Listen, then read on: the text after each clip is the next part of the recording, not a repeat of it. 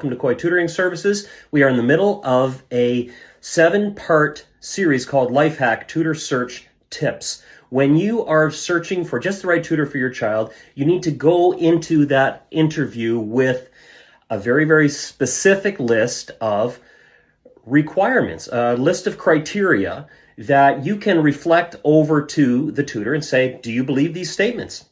All right. And just like you do research in any other potential investment, you're investing now in your child's future, which has a huge ripple effect in other aspects of their lives. They're struggling. This is why you're looking for a tutor.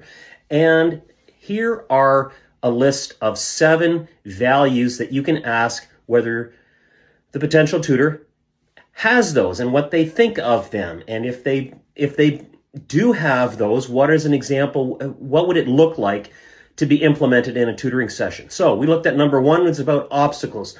Number 2, learned failure. Number 3, scaffolding. Number 4, passion. Number 5, online teaching experience, which gets us to number 6. Tutoring excellence requires face-to-face teaching experience. Now, not all tutors are going to have all kinds of classroom experiences, but this is just one criterion that you need to look for. And you need to see if the tutor has that kind of, real world classroom experience. Today, students find themselves facing a variety of teaching styles and platforms, more so than when we as parents were in school. Then the school experience was typically limited to a classroom, desks, textbook, pen, paper, lecture, and copying notes, hopefully with some variation. Face-to-face learning today has some of these components, but technology is embedded in the student experience. This has created plenty of challenges and opportunities, some of which are hidden, and this coincides with the prevalence of smartphone use and misuse.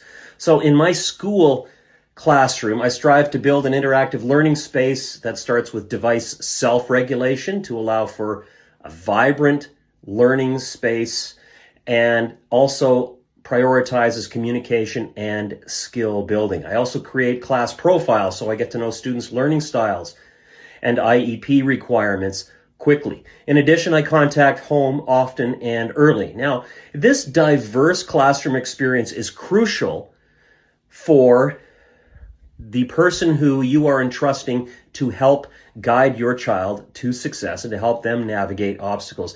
Crucial for that kind of expertise to be part of their professional life as you choose the right tutor for your child. Now, tutors have, diverse teaching experience, okay?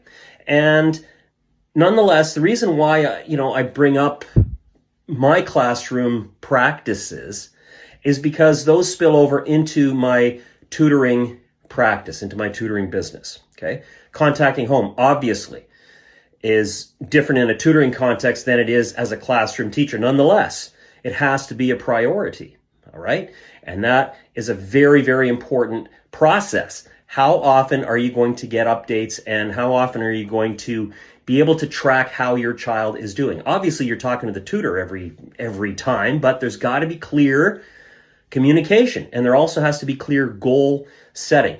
Quick final comment on smartphone use and misuse. Every teacher for the last 15 years has struggled with how to manage phones in the classroom. Self-regulation is the key. It's the way to go. I have built into my business, into my tutoring practice, steps, tips, and tricks for how kids can manage their outrageous phone addictions. We start by just being honest. We all struggle with this. All right? Look at any restaurant and look at any family in any restaurant, and you know what I'm talking about. Everyone's hooked on their phones. Now, how do you practice self-regulation? That is a critical question that you can ask your tutor. What ideas does your tutor have for that? Because managing smartphone use, managing your child's smartphone use is at the top of the list in terms of navigating obstacles to your child's success. For many kids are just barely getting by, but they're spending oodles of time on their phones. Yes, parents, you're nodding. I understand. Yes, we're all in this together. All right? There are ways to help your kids go beyond that complete lack of self-regulation. So, Face-to-face teaching experience, very important for the tutor to have. See you next time for the final tip for finding just the right tutor for your child.